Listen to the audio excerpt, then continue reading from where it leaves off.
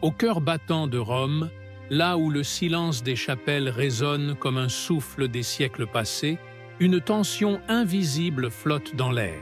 Les ombres du Vatican portent le poids d'une histoire millénaire, et le monde entier observe avec attention. À 98 ans, la santé du pape François décline. Il reste un leader influent, représentant de 1,3 milliard de catholiques. Mais sa fragilité est évidente. Il n'est pas seulement un pontife, il incarne une révolution au sein de l'Église, une transformation profonde du catholicisme moderne. Pourtant, chaque jour qui passe nous rapproche un peu plus de l'inéluctable succession. Dans les couloirs du Vatican, un murmure persistant se fait entendre. Qui sera le prochain? L'anneau du pécheur devra bientôt trouver un nouveau doigt pour le porter. Le collège des cardinaux, ces princes de l'Église, se prépare à ce qui pourrait être le conclave le plus déterminant du siècle. Mais ce n'est pas une simple élection, c'est une véritable bataille spirituelle, un choc de vision entre la tradition et l'avenir, entre les racines séculaires de l'Église et un monde en pleine mutation. Dans cette vidéo, nous allons découvrir les 10 cardinaux les plus cités dans les couloirs secrets du Vatican. Des cardinaux venus de tous les continents, avec des parcours et des idéologies souvent opposées, prêts à gravir les marches de Saint-Pierre. Chaque nom représente une possibilité de renversement dans l'histoire de la foi catholique. Avant de plonger dans cette aventure, n'oubliez pas de liker la vidéo et de vous abonner à la chaîne pour suivre chaque chapitre de cette histoire qui pourrait redéfinir l'avenir spirituel de l'humanité. Commençons par le numéro 10. Le cardinal Wim, surnommé le médecin de la foi, est un personnage imposant. Archevêque des Pays-Bas, cet ancien médecin a troqué son scalpel contre une mission spirituelle. À 71 ans, il est l'incarnation d'une stabilité conservatrice dans un continent largement dominé par le sécularisme. Connu pour son esprit rigoureux et la précision doctrinale avec laquelle il mène sa mission, Wim a souvent été en désaccord avec le pape François, notamment sur des sujets délicats tels que la communion pour les divorcés ou les réformes du magistère moral. Mais c'est précisément cette posture ferme qui attire une partie des cardinaux les plus traditionalistes. Les mains qui autrefois soignaient des corps cherchent aujourd'hui à recoudre la tradition dans une église en pleine division. En 9e position, un rugissement africain se fait entendre. Le cardinal Fridolin Ambongo Bezungu, à 65 ans, archevêque de Kinshasa, est surnommé le Lion d'Afrique. Son charisme est indéniable et sa voix ferme, presque prophétique, résonne à travers tout le continent africain où le catholicisme connaît une croissance sans précédent. Lorsque le pape François a évoqué une ouverture à la bénédiction des unions entre personnes de même sexe, Ambongo a réagi avec vigueur, défendant les valeurs traditionnelles de l'Église avec une énergie qui a électrisé les fidèles. Dans les villages d'Afrique, son visage orne des pancartes, mêlé à la ferveur d'une foi toujours vibrante, pure. La possibilité d'un pape africain n'a jamais été aussi proche, mais elle représente aussi une menace pour les secteurs les plus eurocentriques de l'Église. Le numéro 8 nous transporte aux États-Unis, où nous rencontrons le cardinal Raymond Burke, une figure controversée. Âgé de 76 ans, Burke est devenu le porte-voix du catholicisme traditionnaliste. Ses prises de position contre les réformes en soi, notamment en ce qui concerne l'accès à la communion pour les divorcés et la question de l'homosexualité, ont fait de lui une figure polarisante. Adulé par les conservateurs, méprisé par les progressistes, Burke incarne l'opposition la plus virulente aux changements apportés par le pontificat actuel. Pour certains, un pape américain serait comme un retour au XVIe siècle, mais pour ses idées partisans, Burke est le dernier rempart contre ce qu'ils perçoivent comme une dilution des valeurs fondamentales de l'Église. Son nom suscite une frisson chez beaucoup, mais pour ses défenseurs, il est un véritable guerrier de la foi, prêt à restaurer l'ordre. En 7e position, nous découvrons un nom plus discret, mais tout aussi influent, le cardinal Péter Erdo. Âgé de 72 ans, ce Hongrois est un érudit respecté et un défenseur fervent de la doctrine catholique traditionnelle. Archevêque d'Esztergom-Budapest, Erdo s'est toujours opposé aux assouplissements des normes matrimoniales et migratoires proposés par le pape François. Stratège silencieux, Il incarne la stabilité et la rigueur dans un monde qui cherche souvent à se réinventer. Son approche réfléchie fait de lui un personnage clé dans les débats internes à l'Église, et bien que sa discrétion puisse parfois être perçue comme un obstacle, elle pourrait aussi se révéler être sa plus grande force. Un profil aussi sobre pourrait-il enflammer les passions lors du conclave? L'avenir nous le dira. Au numéro 6, nous retrouvons un architecte de la synodalité, le cardinal Mario Grech. Âgé de 67 ans, cet homme de Malte est l'ingénieur derrière l'un des piliers du pontificat de François, l'écoute. Grech rêve d'une Église qui dialogue avec le monde, qui descend de la chair pour marcher aux côtés des fidèles. Mais son inclination progressiste pourrait lui coûter cher. Beaucoup le voient comme le continuateur direct des réformes de François, un héritier des changements initiés par le pape actuel. Selon certains, il représente l'avenir de l'Église. Pour d'autres, il pourrait être perçu comme un fardeau. Grech est un bâtisseur de ponts, mais dans les terrains tourmentés du Vatican, ces ponts risquent de se révéler périlleux. Nous arrivons à la moitié de notre classement avec le cardinal Matteo Zuppi, surnommé le pacificateur. Archevêque de Bologne, à 69 ans, Zuppi est connu pour son travail humanitaire dans des zones de conflit et pour sa pastorale fondée sur la compassion. Il incarne l'esprit de miséricorde franciscaine, une sorte de François II, avec des racines italiennes. Sa capacité à écouter, à médiatiser, à unir les personnes est largement admirée. Mais certains le critiquent pour être trop léger dans des moments où l'Église exige fermeté. Sa tendresse suffira-t-elle à guider une Église en pleine tempête? L'avenir du cardinal Zuppi au conclave reste un mystère, et c'est ce qui le rend encore plus fascinant. Au numéro 4, en plein cœur de l'Afrique de l'Ouest, émerge le cardinal Robert Sarah. Âgé de 76 ans, ce Guinéen est le symbole ultime de la résistance doctrinale au sein de l'Église. Élevé dans un village sans électricité, son chemin jusqu'à Rome est un véritable témoignage de foi et de courage. Mais il n'est pas seulement un cardinal, il est un prophète. Ses livres sur le silence, la prière et le combat spirituel sont des manifestes pour les conservateurs. Sarah ne mâche pas ses mots. Il a fermement condamné l'ouverture aux unions homosexuelles, dénoncé l'esprit mondain et appelé au retour des rites latins traditionnels. Malgré son âge avancé, sa figure est à la fois crainte et vénérée. Un cardinal africain l'a même décrit comme notre Augustin du désert. Un feu pur, certes, mais est-il trop ardent pour une époque qui réclame équilibre et modération? Nous avançons maintenant vers le numéro 3, un homme dont la lumière brille intensément dans le monde, catholique. Il s'agit du cardinal Luis Antonio Tagle, phénomène philippin de 67 ans. Né à Manille et élevé dans la pauvreté, Tagle a conquis le cœur de millions de personnes, non seulement par sa formation théologique raffinée, mais aussi par son humilité et son charisme presque contagieux. Il pleure pendant ses homélies, rit avec les enfants, s'assoit par terre avec les pauvres. Sa sensibilité et son humanité désarment quiconque le rencontre. Beaucoup l'appellent le François asiatique, non seulement pour ses idées pastorales, mais aussi pour son cœur vibrant, toujours tourné vers les souffrants et les marginalisés.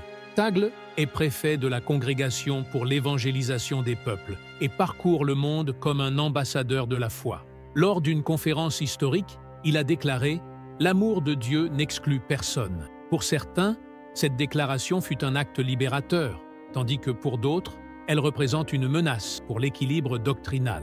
Ses détracteurs l'accusent d'être trop sentimental, trop émotionnel, trop accessible aux yeux des standards traditionnels de l'Église romaine. Mais c'est précisément cette approche humaine et proche des gens qui fait de Tagle une figure quasi messianique pour beaucoup. Imaginez la scène, des larmes dans les yeux, une voix brisée par l'émotion et le premier pape asiatique apparaissant au balcon de Saint-Pierre. Un symbole vivant du basculement de l'Église de Rome vers le sud global.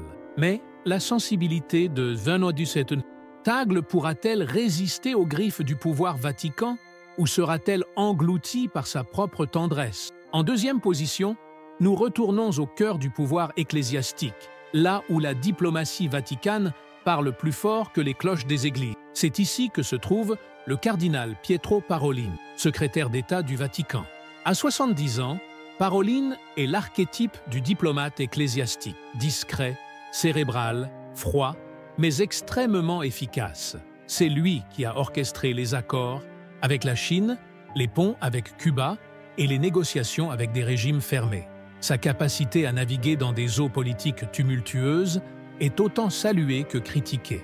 Pour certains, il est un technocrate sans âme, un homme qui privilégie la gestion pragmatique au détriment de la chaleur pastorale. Pour d'autres, Parolin est le seul capable de maintenir la barque de Pierre à flot dans un monde en pleine crise. Parolin, à l'opposé de Tagle, est un homme de compromis. Là où l'un incarne l'émotion et l'inclusivité, l'autre est un calculateur, un tacticien politique de haut vol. Son style est tout en finesse. Il serre les mains avec précaution, mesure chaque parole et sa neutralité apparente le rend acceptable pour presque toutes les factions de l'Église. Il n'est ni aussi révolutionnaire que François, ni aussi conservateur que Sarah. Mais cette position centriste pourrait bien devenir sa plus grande faiblesse dans un conclave marqué par la division. En période de crise, le « juste milieu » est parfois perçu comme une faiblesse. Pourtant, des sources internes affirment que Parolin est perçu comme un vote sûr, un négociateur invisible, et qu'il pourrait bien être l'élément clé dans un conclave chargé de tensions. Enfin, nous arrivons au sommet de notre classement, avec le cardinal Christoph Schönborn, numéro 1 de notre liste. Bien que trop âgé pour voter au conclave, à 80 ans, Schönborn demeure l'une des figures les plus influentes et respectées de l'Église. Archevêque de Vienne, il est un théologien brillant et un disciple direct du pape Benoît XVI. C'est lui qui a coordonné la rédaction du catéchisme de l'Église catholique, et sa pensée reste un phare dans les débats doctrinaux. Schönborn navigue habilement entre tradition et modernité, un équilibre rare dans l'Église actuelle. Dans un geste audacieux, il a même soutenu les unions civiles entre personnes de même sexe, tout en réaffirmant la doctrine traditionnelle du mariage. Un véritable équilibriste, doctrinal, un philosophe en vêtements écarlates, un pont entre Benoît et François. Bien que son âge avancé l'empêche de participer activement au conclave, son influence demeure incalculable. Beaucoup considèrent Schönborn comme l'un des derniers grands intellectuels de l'Église, un homme dont les idées pourraient encore marquer la direction future de la papauté. À 80 ans, il ne pourra pas voter, mais il pourrait être élu, un précédent qui a déjà été créé dans l'histoire. Si aucun consensus clair n'émerge, son nom pourrait alors ressurgir comme le fil qui unit les extrêmes, un compromis entre les factions les plus conservatrices et les plus progressistes. Les partisans de Schönborn le voient comme un pont nécessaire pour apaiser les tensions au sein de l'Église. Cependant, certains le jugent idéaliste, un intellectuel quelque peu affaibli par l'âge. Mais derrière cette image de sage vieillissant, il reste une figure incontournable qui pourrait jouer un rôle décisif dans la transition de l'Église. Il est un symbole de la sagesse et de la profondeur théologique. Mais est-ce suffisant pour mener l'Église à travers les défis du XXIe siècle? Son nom pourrait réapparaître lors d'un conclave divisé, prêt à rassembler ceux qui cherchent un compromis dans cette époque de turbulence. L'image de lui, fragile mais toujours rayonnant de sagesse, apparaîtrait sur le balcon de Saint-Pierre, soutenu par une simple crosse, mais avec des yeux qui brillent d'une lumière ancienne. Ce serait un signe non pas de nostalgie, mais de restauration spirituelle, un retour aux racines de l'Église. Mais à l'ombre de son influence, un jeu invisible se trame. Les factions, les alliances souterraines, les promesses de votes et les sourires falsifiés tissent un réseau complexe derrière les portes closes du conclave. Comme nous le savons, le conclave n'est pas seulement une cérémonie sacrée, c'est aussi un champ de bataille spirituel et géopolitique. Il existe les cardinaux franciscains qui souhaitent poursuivre l'ouverture instaurée par le pape François. Il y a aussi les bénédictins, porteurs d'un rêve de retour à la rigueur doctrinale, sans compromis. Et puis, il y a les nationalistes silencieux qui cherchent à promouvoir des cardinaux venus de continents qui n'ont pas encore eu leur moment de gloire sur le trône de Pierre. L'Amérique latine, bien qu'elle ait offert à l'Église le premier pape jésuite de l'histoire, n'a pas épuisé ses prétendants puissants. L'Afrique, avec sa croissance explosive du nombre de fidèles et sa dévotion fervente, exige une reconnaissance, tout comme l'Asie, avec ses milliards d'habitants et son rôle géopolitique de plus en plus influent. Même les États-Unis, avec leur influence financière et culturelle au sein de l'Église, veulent leur place à la table où l'Esprit souffle. Mais l'Esprit souffle où il veut, et il surprend souvent même les plus expérimentés des vaticanistes. En 1968, personne n'avait anticipé qu'un pape polonais serait élu. En 2013, peu auraient parié sur un Argentin inconnu, Jorge Bergoglio, qui prendrait le nom de François et bouleverserait l'Église. Ces exemples nous rappellent une vérité troublante. Peu importe combien nous analysons, calculons ou prédisons, le conclave reste un mystère scellé par la volonté divine. Peu de gens peuvent prédire ce qui se passera lorsque la santé de François deviendra plus fragile ou s'il décide de se retirer. Dans les semaines qui suivront la mort ou la renonciation du pape, les cardinaux se réuniront sous le toit de la chapelle Sixtine, isolés du monde, entourés des fresques du jugement dernier de Michel-Ange. Ils prieront, discuteront et voteront, chacun déposant son choix sur un morceau de papier qui pourrait bien changer le destin de la foi pour des milliards de personnes. Et lorsque, enfin, les fumées emblématiques s'élèveront, noires ou blanches, le monde entier sera là, les yeux rivés sur le Vatican, attendant, haletant.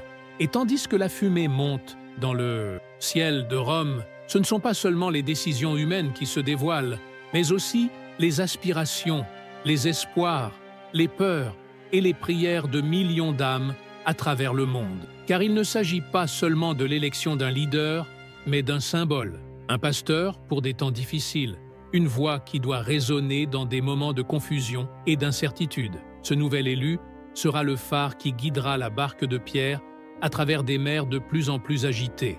Et alors que chaque cardinal se dirige vers la chapelle Sixtine, il porte avec lui bien plus que ses convictions personnelles. Il porte les rêves d'une Église en quête de renouveau, d'une institution prête à franchir un nouveau seuil, entre tradition et changement, entre larmes et silence, pouvoir et humilité. La question qui reste en suspens, la seule qui importera lorsque les portes du conclave se refermeront derrière eux, est celle-ci. Qui sera cet homme? Un réformateur audacieux, un intellectuel sage, un antisanto, mystique inspiré, un pacificateur habile ou un rebelle prêt à bousculer les structures établies? La réponse, soufflée par l'Esprit Saint, résonnera dans les couloirs éternels de la foi et marquera une nouvelle page de l'histoire de l'Église. Le monde retiendra son souffle, car, quelle que soit la direction choisie, cette décision façonnera les destinées spirituelles de milliards de croyants. Les cloches de Rome n'ont pas encore sonné, mais chaque pas fait vers la chapelle Sixtine fait écho à une époque de transformation. Et lorsque le nouveau pape apparaîtra enfin sur le balcon de Saint-Pierre, ce ne sera pas seulement un homme que le monde verra, ce sera un miroir vivant de l'âme catholique du XXIe siècle, un symbole de ce que l'Église pourrait devenir. Préparez-vous, car une fois que la fumée s'élèvera, rien ne sera plus jamais comme avant. Et maintenant, nous arrivons à la question: qui, selon vous, devrait être le prochain pape et pourquoi? Partagez vos réflexions et vos expériences dans les commentaires. J'ai hâte de lire vos avis. N'oubliez pas de vous abonner à la chaîne et d'activer les notifications pour ne rien manquer de nos prochaines vidéos. Si vous voulez en savoir plus sur les secrets du Vatican, cliquez sur la vidéo recommandée juste ici. Merci de votre présence et à bientôt. Sébastien Benoît.